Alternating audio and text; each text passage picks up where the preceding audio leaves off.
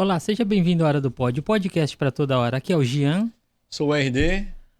Guilherme na mesa. Tudo bem, pessoal? Tudo bom, Guilherme? Tudo ótimo. Com quem que a gente vai fazer nosso bate-papo Bom, hoje a hoje? gente vai falar com a Silvia Mendonça, que é consultora de desenvolvimento humano e organizacional, especialista em gestão de pessoas, comunicação não violenta e replacement, e possui também diversos outros títulos como pedagoga, educadora executiva, trainer, coach executivo de carreira e Master Practitioner em PNL. Falei tudo certinho?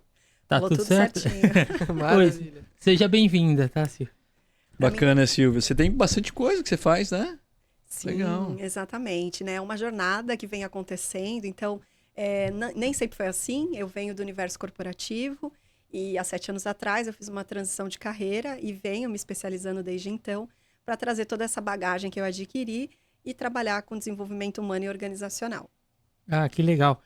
Silvia, a gente tá falando agora aqui por parte do Instituto Recicla Mundo, que vai haver um simpósio agora dia 5 de junho a respeito de ESG. Conta um pouquinho mais sobre isso. Então, eu estou muito feliz por poder participar desse evento. Então, recentemente eu fui convidada, né? Como eu lido muito com esse ambiente de desenvolvimento humano, o social está muito conectado a essa questão, né? E precisa da governança. Então, diante de todo o trabalho que eu executo, a gente consegue realmente ter esse olhar um pouco mais humanizado, olhar para as pessoas. E tem até algumas organizações que veem o S como se fosse uma contribuição social para fora, quando na verdade deveriam se preocupar com seus ativos internos, os seus recursos, que são as pessoas.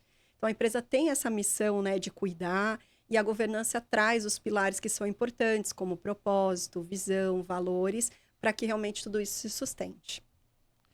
Os líderes dentro da organização, então, são pontos-chaves na hora de implantar o ESG? Com certeza, né? Então, assim, o ESG, se a gente for pensar, ele faz parte de uma cultura organizacional. E os líderes são os guardiões dessa cultura. Então, eles são as peças-chaves para disseminar todo esse conceito e para que as pessoas se engajem, né, com esse propósito do ESG. Certo. Mas conta um pouquinho mais sobre o papel do líder, assim, dentro da empresa. Bom, então, eu digo que nós, da Ecoconsciência Humana, temos uma responsabilidade, inclusive nesse contexto, né? Que é fazer com que os líderes façam uma expansão da consciência do seu papel e da sua responsabilidade. Então, pelo líder ser o guardião da cultura, e o ESG faz parte desse processo, é importante que ele envolva as pessoas, né? Através do propósito, conectando com o propósito da organização, para que juntos a gente consiga, né, dentro do universo corporativo, caminhar nessa direção. Então, do que é feita uma empresa? Né? Se a gente for pensar, uma empresa não é feita de um prédio, de uma mesa, de um escritório, são feitas de pessoas. Né? Então, assim, são pessoas que trabalham com pessoas para atender pessoas. Então, dentro desse contexto, o líder tem essa responsabilidade de cuidar, né, desse recurso que é tão importante para que diante disso, a gente consiga ter sustentabilidade dentro da organização, bem-estar, através das pessoas, que esses resultados eles vão acontecer.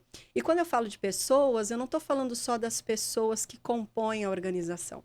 Eu estou falando também dos clientes, né? Então, a importância da empresa, dos líderes também estarem antenados, né, com os stakeholders que envolvem toda essa questão, para justamente também fazer esse papel, né, de entender e de cuidar, de oferecer os melhores serviços, as necessidades, né, que possam surgir, está antenado. Então, o líder, ele tem esse papel e essa responsabilidade, que é inspirar as pessoas, sendo o guardião da cultura, trazendo todo esse conceito para o seu dia a dia. Então, é engajar as pessoas e extrair o melhor delas para que realmente os resultados possam acontecer de uma forma perene.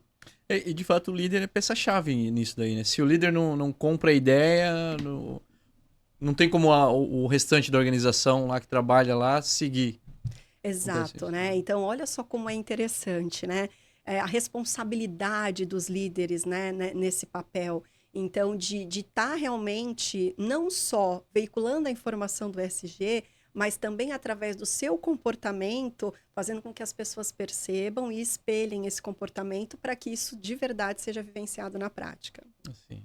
aquele ditado, né? As palavras convencem, mas o exemplo arrasta, né? Então o líder tem que viver aquilo para que as outras pessoas possam seguir, né? Exatamente, né? Então, assim, o arrastar, né? Eu acho que esse é o principal papel do líder, arrastar as multidões através do seu exemplo, procurando sempre olhar para as pessoas, né? Por trás de cada colaborador, se a gente for analisar, tem uma pessoa que tem uma vida, que tem uma história. Então, eu acho que isso também faz parte desse processo, né?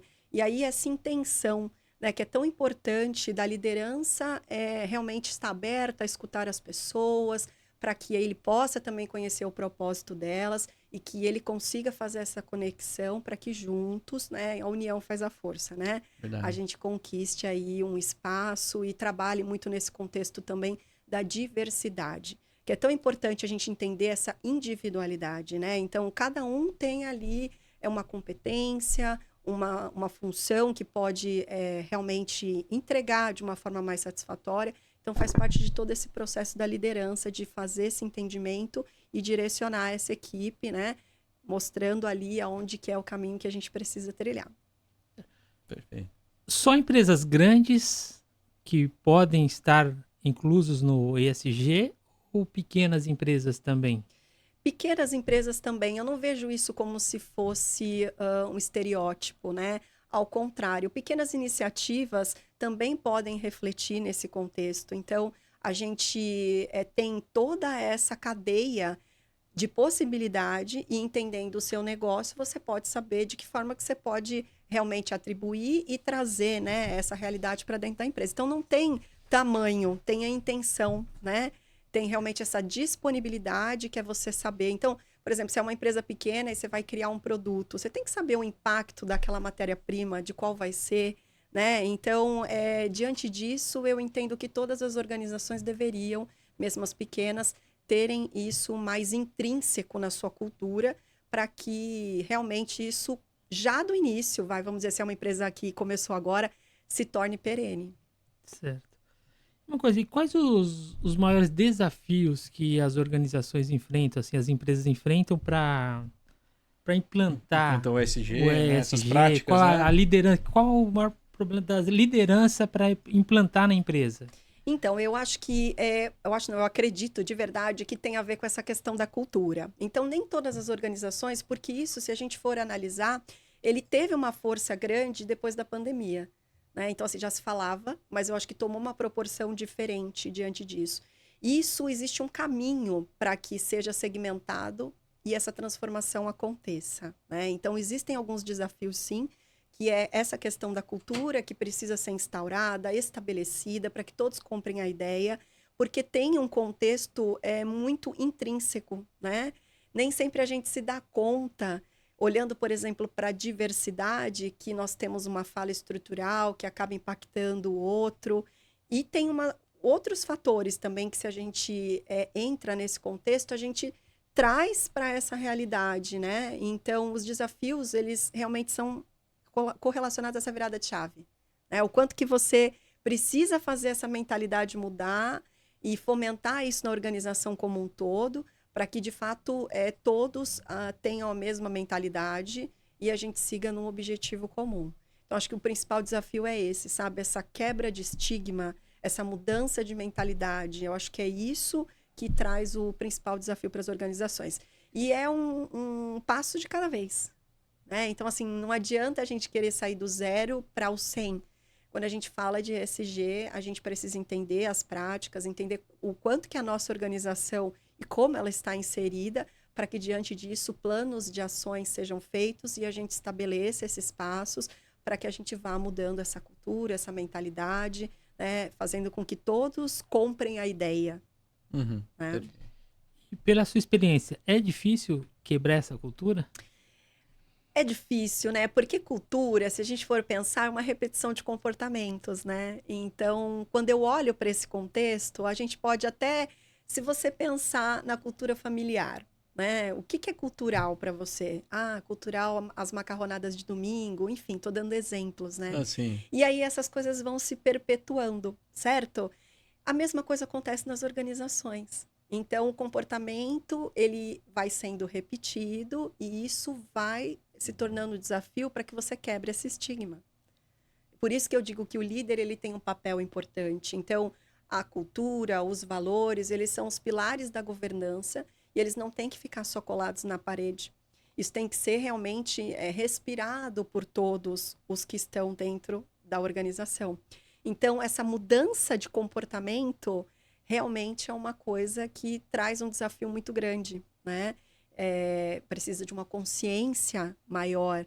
Às vezes é tão inconsciente que a gente nem nota que a gente está fazendo, né? Então, eu acho que esse é o principal desafio quando eu olho, né? A cultura, ela precisa ser... Primeiro, vamos parar, vamos entender o que a gente está fazendo aqui, para onde a gente quer ir, quais são as nossas necessidades. Então, essa autoconsciência organizacional vai fazendo com que a gente expanda essa consciência e a gente consiga aí estabelecer novos comportamentos para uma mudança da cultura. Legal, ficou muito claro, né? Até porque, assim, o ser humano, ele gosta... Geralmente, ele fica acomodado em algumas coisas, né?